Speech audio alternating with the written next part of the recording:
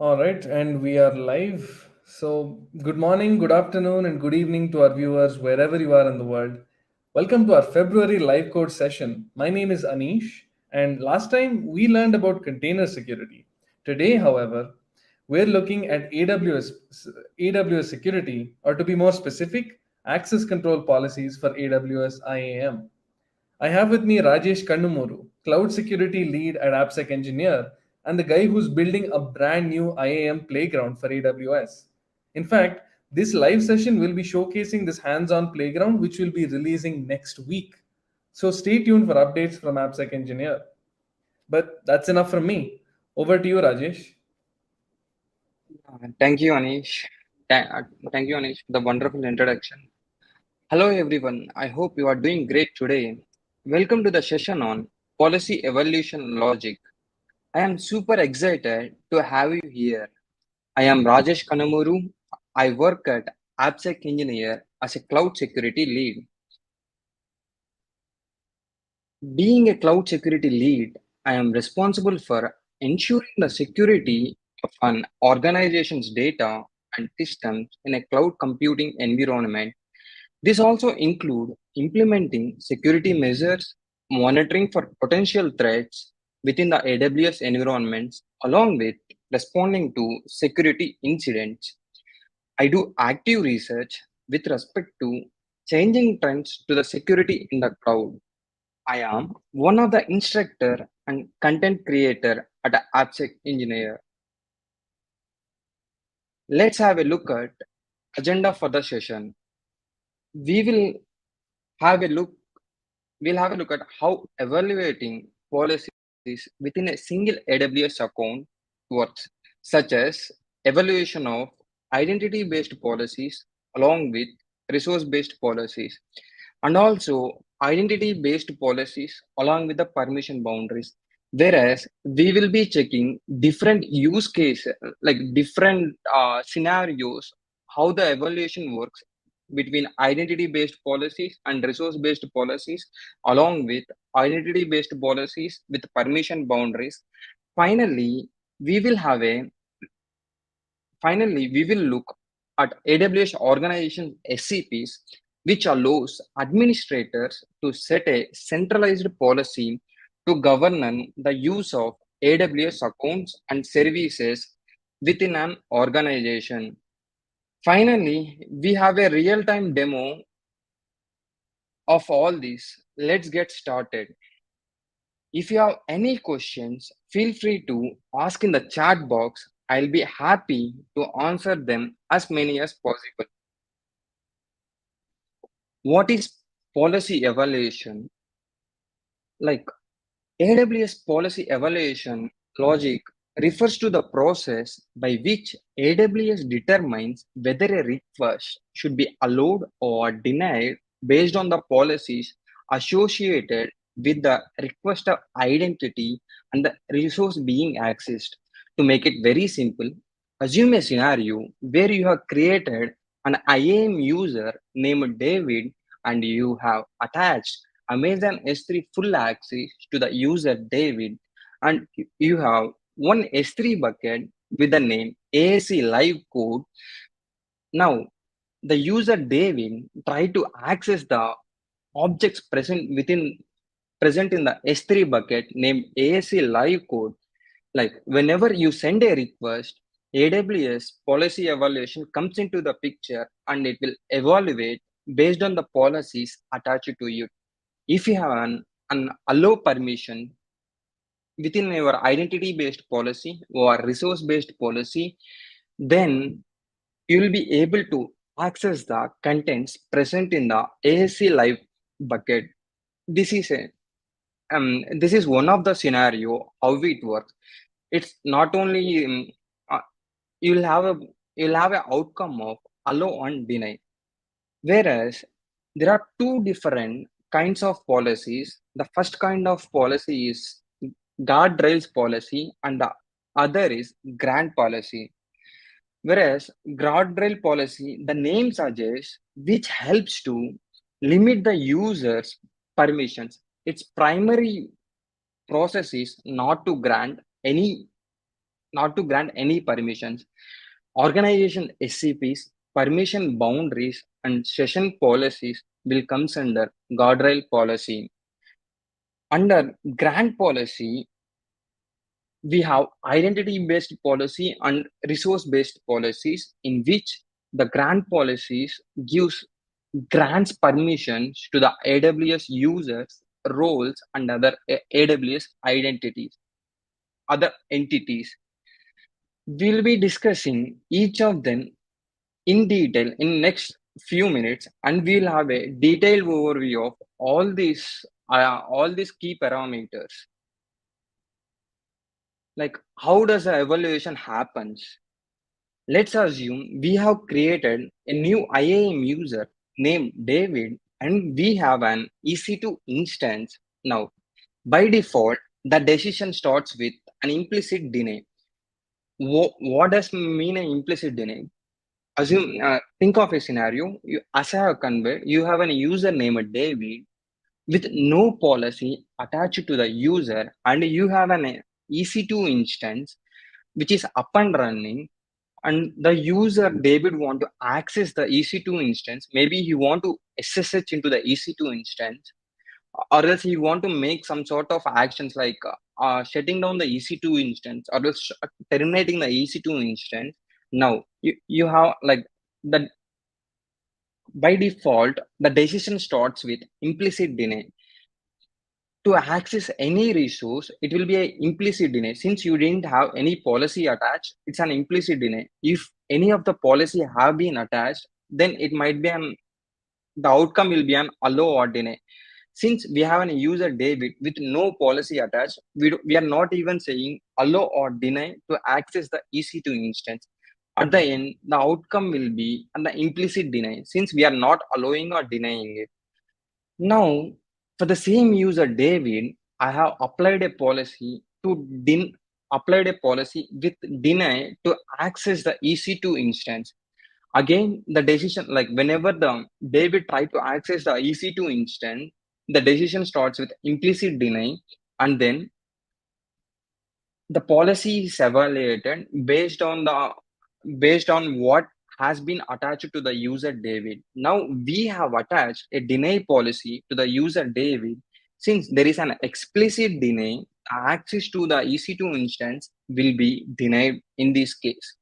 Now for the same user David, we have replaced the policy from the deny to allow to access the EC2 instance. In this case, since we have attached the EC2 allow access to access the EC2 instance to the user David, it will be an allow. At the end, you'll have implicit deny, or else allow. Now the key parameters. While AWS determines the policy evaluation, these are the key parameters that take place, which is an identity-based policy, which is attached to IAM user, role, or group, and defines what actions are allowed or denied for that identity.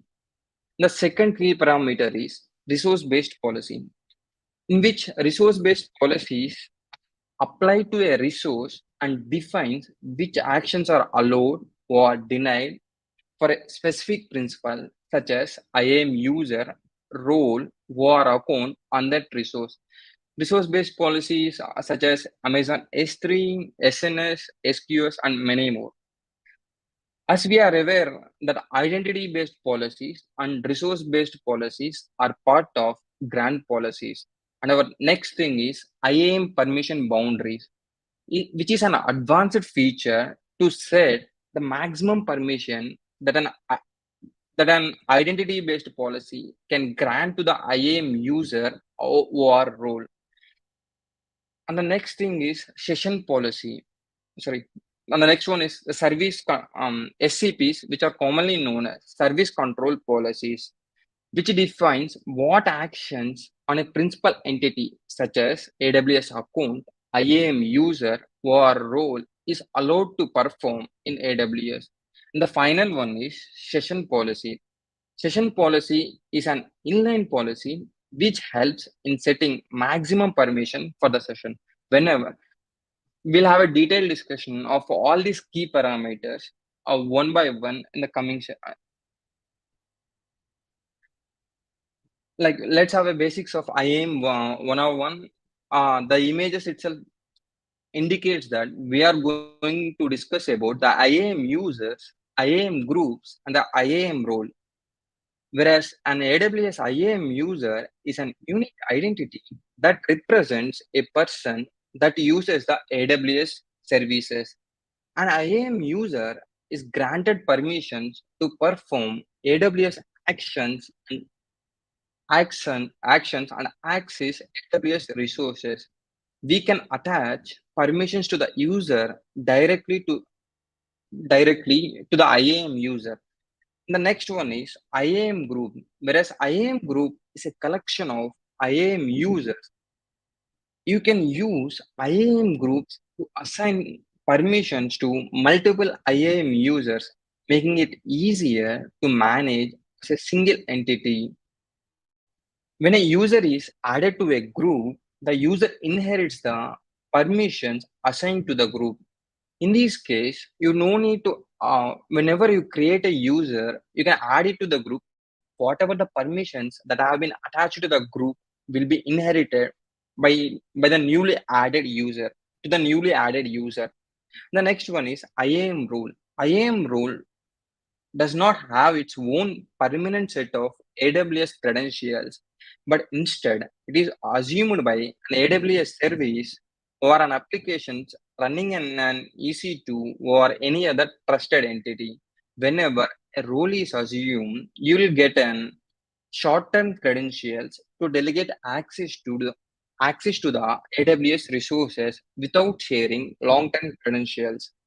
Now, let's have a look at identity-based policies, in which we are aware that identity-based policies are attached to IAM users, roles, and groups.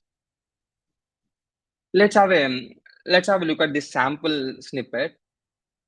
If you check out the action over here, which is S3 colon star, and in which the effect is allowed. Assume a scenario where we have created a user named David and we have attached this policy to the user David. With these policies, he'll be able to access the S3 buckets and its objects. We have one more snippet over here in which we have two statements in which with the SID SQS deny, we have the effect of deny to the action SQS colon star. Like whatever the permission, whatever the like, if you want to perform any of the operations on SQS has been denied since the effect has been set to deny. Now we have a second statement with a SQS queue allow, in which the effect is allow in this case, but with respect to actions such as SQS send message, SQS receive message, and SQS delete message, and few other. Like take a pause for 1 or 2 seconds. What will be the final outcome if we attach this SQS policy to an user David? If you are assuming that operations like SQS send message and receive message will be allowed, no. In this case, the user David will not be able to perform any actions on the SQS queue. Why? There is a reason for this. As we have discussed about the implicit deny and deny statements and the allow statement, when like talking about the allow deny statements, AWS IAM evaluates the deny statements first. Even though you have the allow statement and deny statement, AWS always evaluates the deny statement first. If there is a deny policy attached to any of the IAM user or role or any other AWS entity, if you try an entity, it will be denied. If you try to access, or else if you try to perform even the SQS send message on any of the SQS queue, you will be denied. The reason is it doesn't matter. Even if the effect is allowed for few operations, if you are an explicit deny, you will be denied to perform that action on the AWS. And how does it work with allow statements? if there is no matching deny statement, like in this case, if there is no matching deny statement in this case, whereas AWS evaluate the allow statements, if there is a condition met to access the S3 bucket, you will be allowed to access the S3 bucket and perform the actions.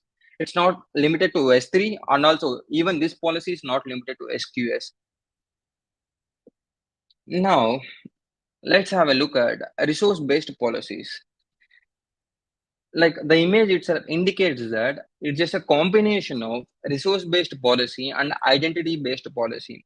Like what does this mean? A resource-based policy provides fine-grained control over access to resource, as they allow you to specify exactly what actions are allowed on a specific resource. They can be used in conjunction with IAM policies such as identity-based policies, which are used to control access to AWS services.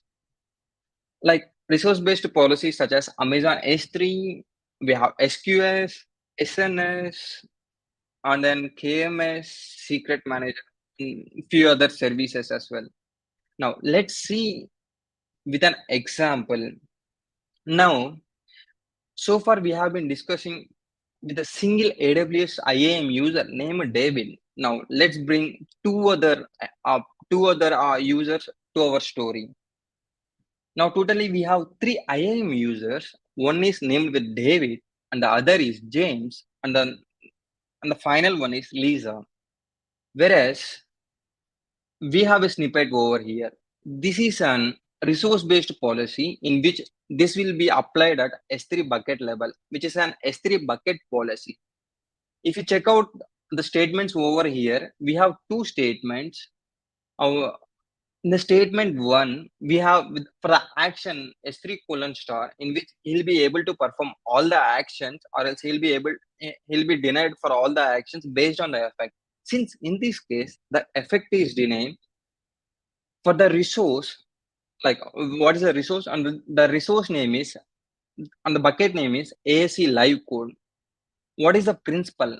In this case, the principal is the user data. Like this is the ARN of the user, ARN of the IAM user, which starts with ARN followed by account number, followed by user, followed by the username, which is David. What we are trying to say, the user David will not will not be able to perform any actions on the bucket AAC live code. The reason is we are denying the user David to perform any actions on this AAC live code. When you check the statement 2, in which we have the same action, which is S3 colon star, but in this case, the effect is allow. Like what happens in this case is, like, what is the principle? In this case, the principle is the ARN of James and Lisa. We are allowing James and Lisa to access the S3 bucket and perform all sort of actions on this ASC live code bucket. Like you might think of a scenario, since in our entry based policies, we are told if there is a combination of deny and allow, since we give priority to the deny and all the operations performed on it is denied. But in the resource based policies, we are restricting it to the principle of the we are restricting it to a principle which in this case it's an IAM user. We are only denying the user David not to perform any actions on this ASA live code. But in the case of James and Lisa, we are allowing them to perform all sort of operations on this ASC live code bucket. This is one of the example policy with the resource, one of the example with the resource-based policies. And we'll have a detailed demo of these resource-based policies with a combination of identity-based policies. The, think of a scenario. This is the resource-based policy that you have applied at the bucket level. What will happen if a user David have S3 colon star with allow access at the IAM user level? This is at the bucket level. What if the user has S3 colon star bucket level? What will happen? We'll have a look at during our demo time. The next thing is IAM permission boundary, which is an additional control mechanism for managing access to AWS resources. A permission boundary acts as an extension to standard IAM policy and can be used to enforce more restrictive permissions for an IAM user and IAM role beyond what is defined in the standard IAM policy. This can be applied at IAM user and IAM role. Like if you see in this case, we have a permission boundary and an identity based policy. Like this will be like we use IAM permission boundaries to restrict or limit the access to an user or role. Like for example, within the permission boundary, if you are restricting him to access access the services such as S3, KMS, IAM, but in the case of identity based policies, we have given administrative access, even though we have given administrative access at the identity based level to the user David, but we have a permission boundary in which we have applied only to access S3, KMS, and IAM. In this case, what will happen is like, even though you have administrative access at identity based level, but you are limited to S3, KMS, and IAM only. We'll even in with this case, we will explore the hands-on. Let's have an example IAM permission boundary. See, this is an identity-based policy with the action S3 colon star, and in which we are applying this policy to David, in which he will be able to access ASC live code S3 bucket and its objects as well. Let's see the permission boundary, what we are trying to do. Within the permission boundary, we have kept effect equal to deny and action equal to S3 colon star. But in the case of identity based policy, we have kept the effect equal to allow, but in permission boundary, the effect is deny. What will be the outcome? As we all know, we give the priority to the deny first. Since it is denied at the permission boundary, in the permission boundary itself, we are conveying you will not be able to access the S3 bucket, so it will be a deny. And then the next one is service control policy, which is used to restrict specific AWS services, or specific actions within the services, or specific resources within the services. Whereas these service control policies will be used as part of an AWS organizations, and we can apply these service control policies at the root level of organization or individual AWS account, or when the SCP is applied, it acts as a gatekeeper that denies any access that is not explicitly allowed by the policy. This can be applied at the root of the organizational unit, and if you have sub OUs, you can even apply at the sub OU levels. You can even apply at individual AWS account. Even you can apply them at you can apply to individual AWS services as well. And also, as I have conveyed, service control policies will act as a gatekeeper that denies any access. Like what happens is like if you don't apply SCP with allow, like whatever present in that organization unit or AWS account is denied by default. At the we use SCP like a gatekeeper. And then we'll have an example of service control policies. And this is our service control policies in which, this is our identity based policies in which we have attached this to an user David with S3 colon star, IAM colon star, and KMS colon star. You should make sure that in this case, the effect is allow. Now we have an SCP which is applied to an individual AWS account or to an OU in which we are allowing the OU or individual account to access only S3 colon star and EC2 colon star.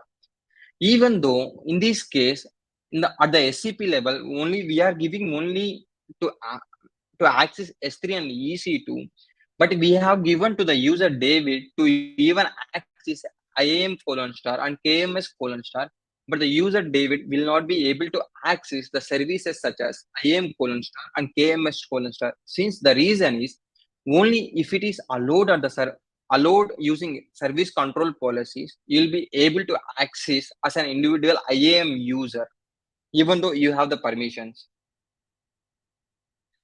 Now, and the final one is AWS session policies, in which these session policies will determine the permission that are granted to an AWS identity or role for a single session. These session policies will be passed as a parameter during assumption of IAM role, in which even we are aware that even the session policy is a part of a guardrail, in which this session policy will help you to reduce the reduce or restrict the maximum permission during the assumption of a role.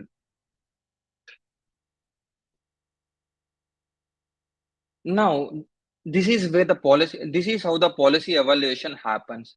By default, the decision starts with deny. If there is a deny in with the policies that have been attached to an IAM user, it will be a default deny. It will be an explicit deny, and the final outcome is deny evaluation. Now, for the user David, which is for the user David, in which there is no default, there is no explicit denies attached, then it will go to the principal account, which is a member of organization. We'll check, is there an SCP attached to that account? If there is an SCP, is there an allow in that SCP? Like in our previous example, we have an SCP with an allow to S3 colon star.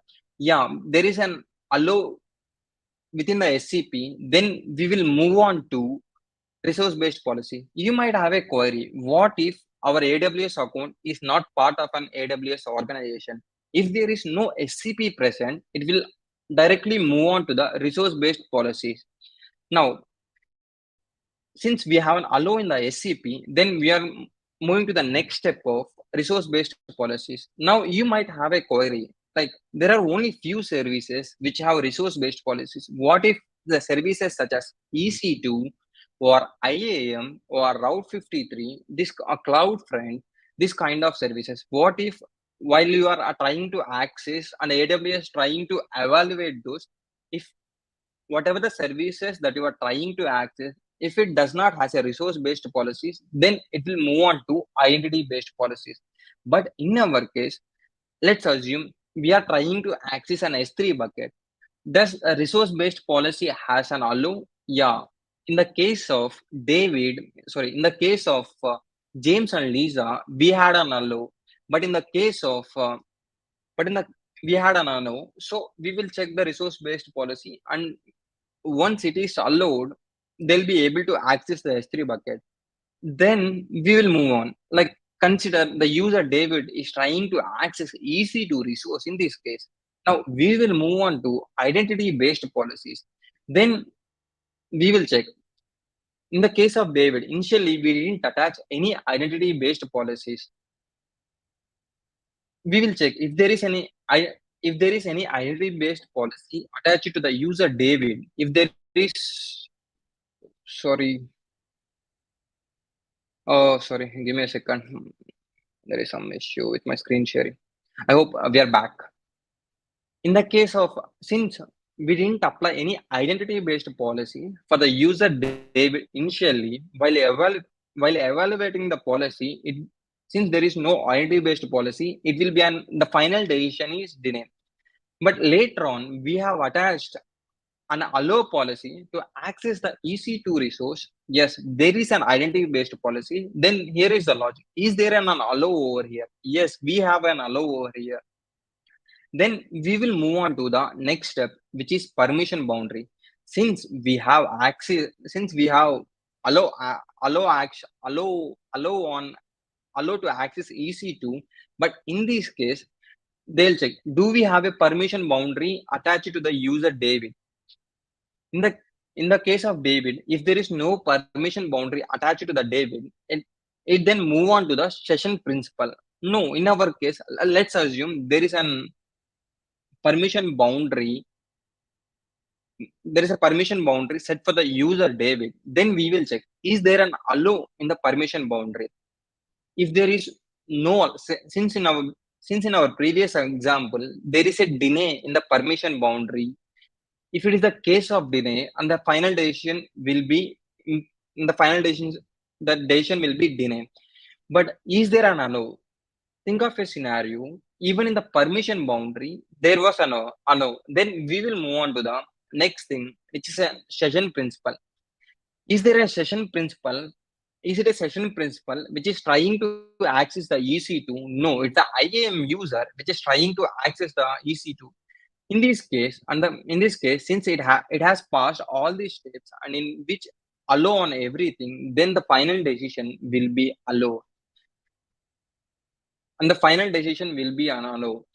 What if it is a session principle? What if we have passed a session policy? Then we will check, if there is a session policy, we will check whether it is allowed or not. If it is allowed, the final decision will be allowed. If it is not allowed within the session policy, and the final decision will be denied. Now let's move on to our demo.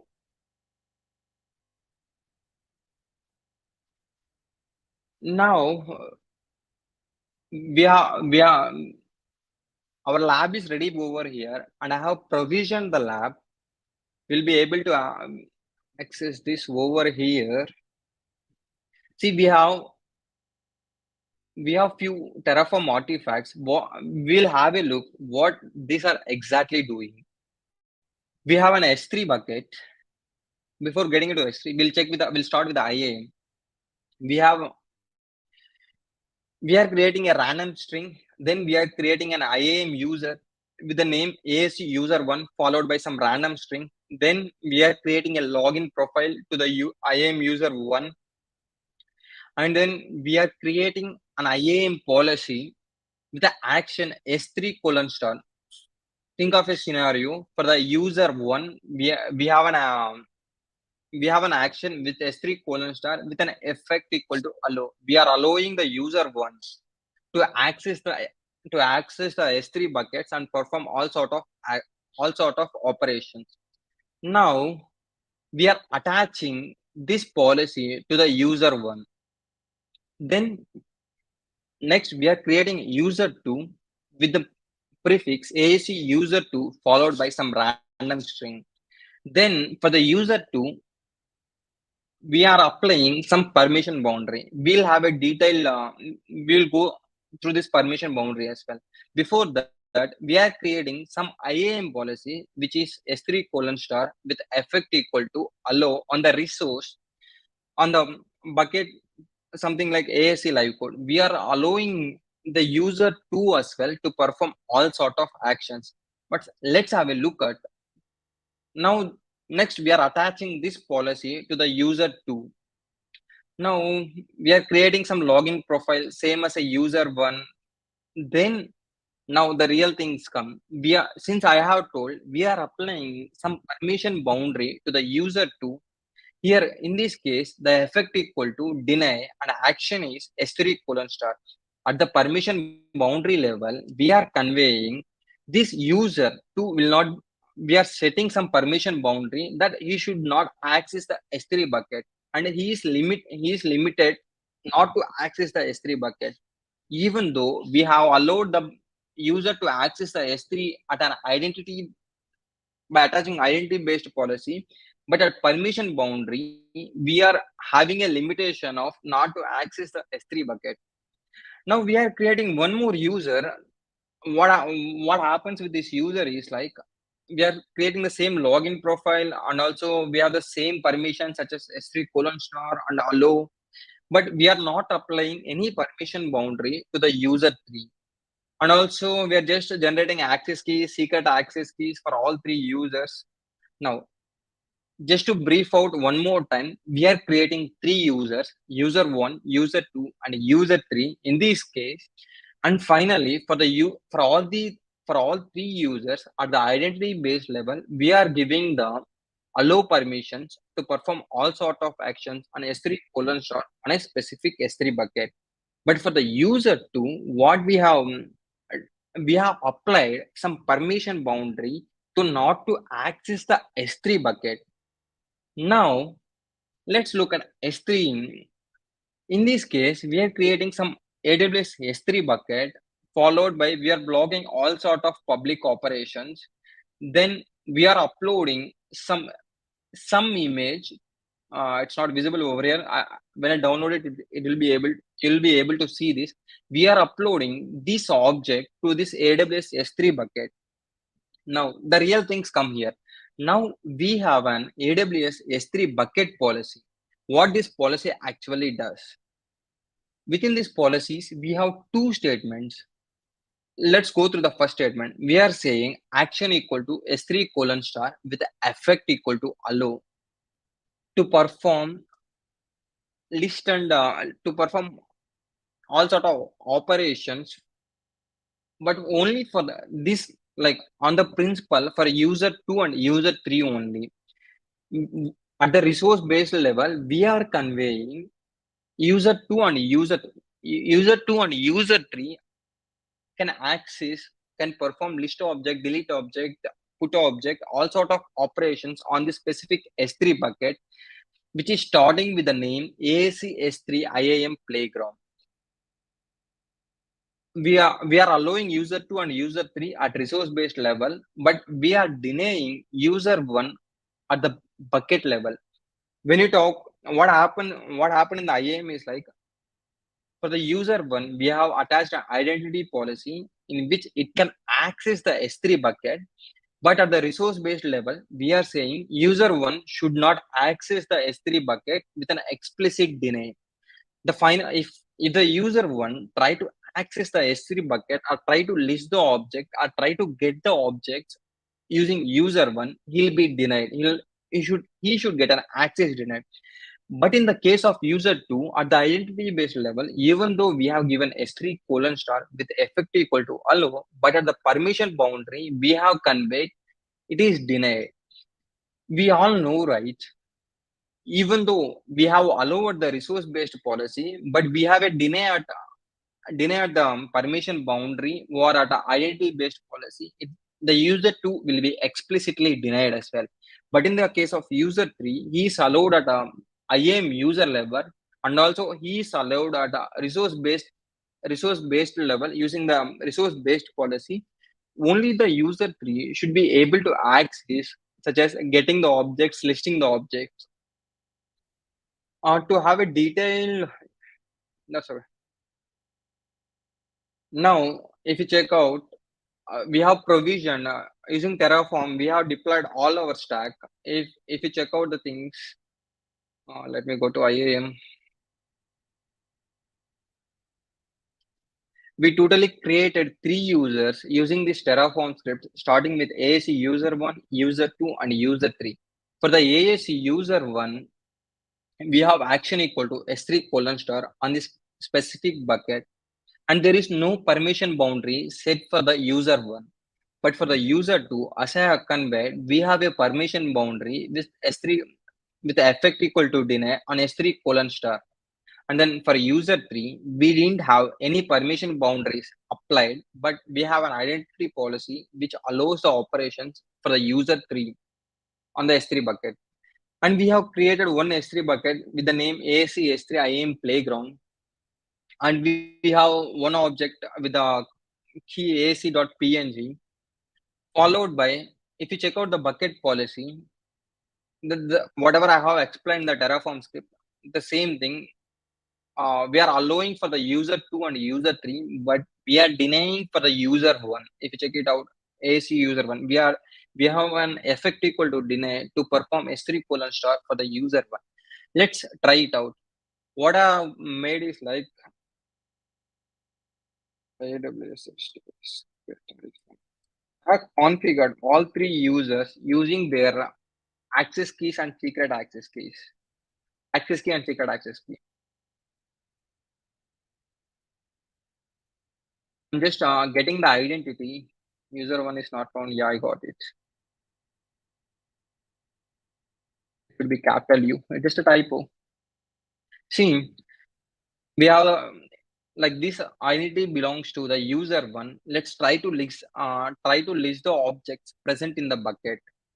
And also the other thing, I have exported the S3 bucket name.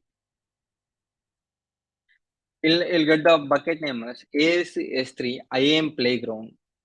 Now let me fetch the command.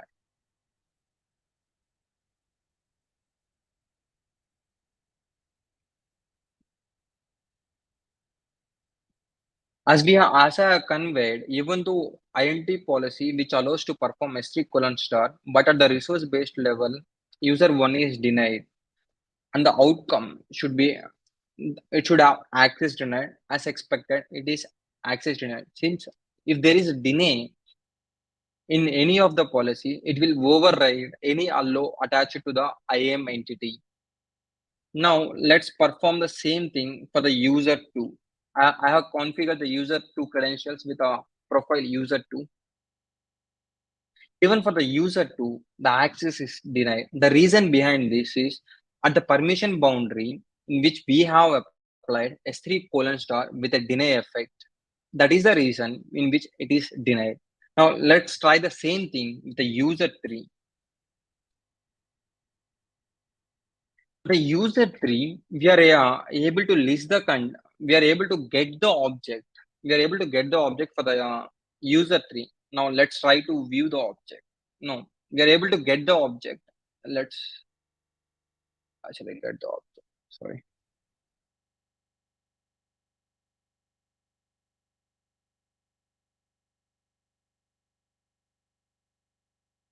Now let's try to. I guess we have actually got the object.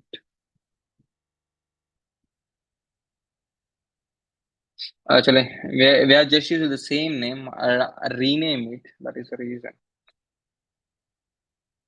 It just got replaced. Live code AAC.png. Oh no, it should be user 3.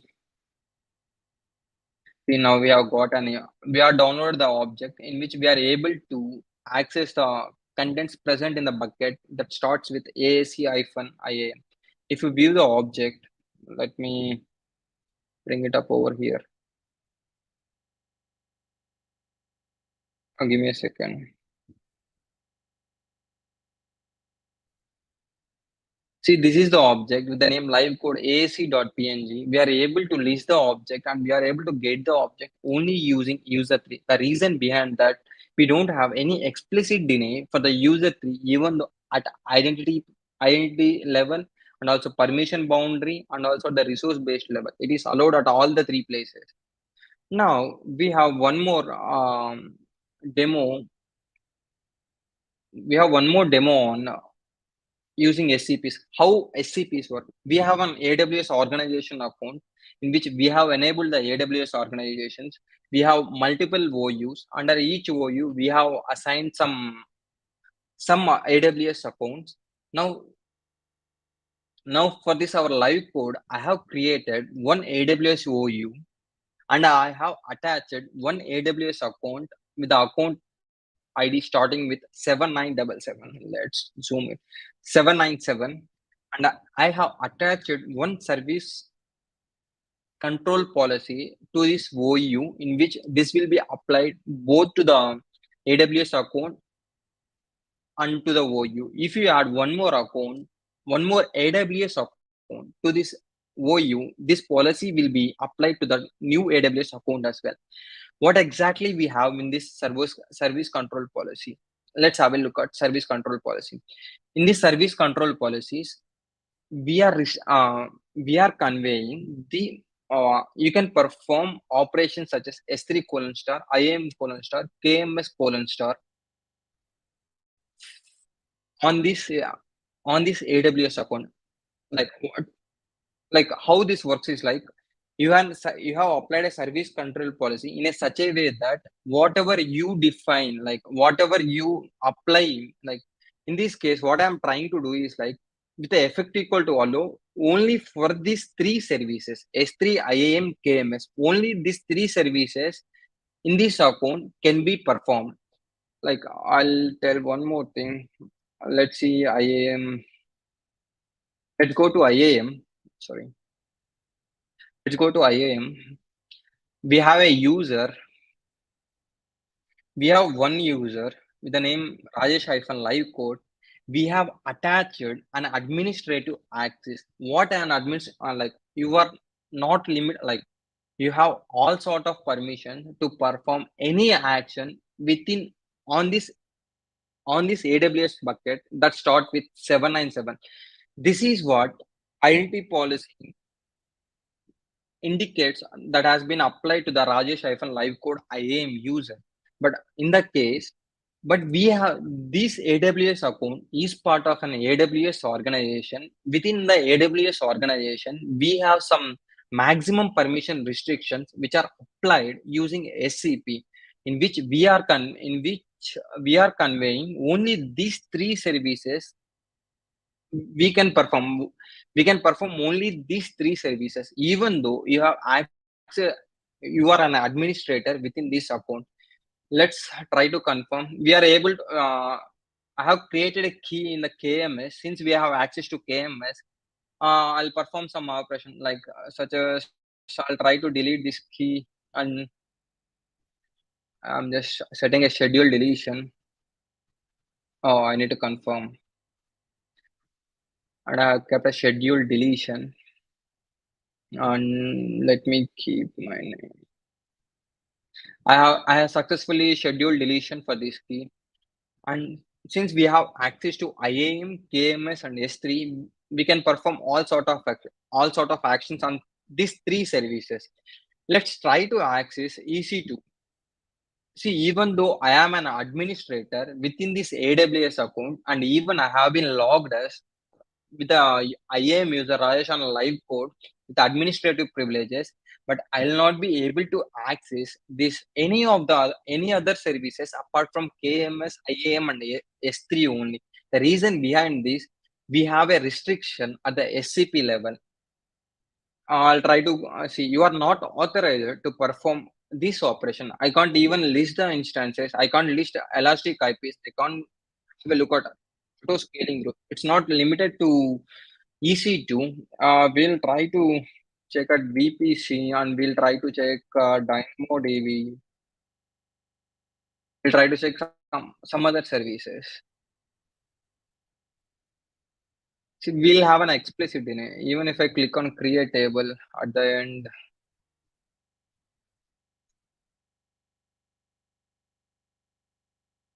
partition key, item, email. See, here we are getting user AWS, sorry, user Rajesh hyphen live code is not authorized to perform DynamoDB create table. All this is just because of the SCP that we have applied at the OU Rajesh-live code.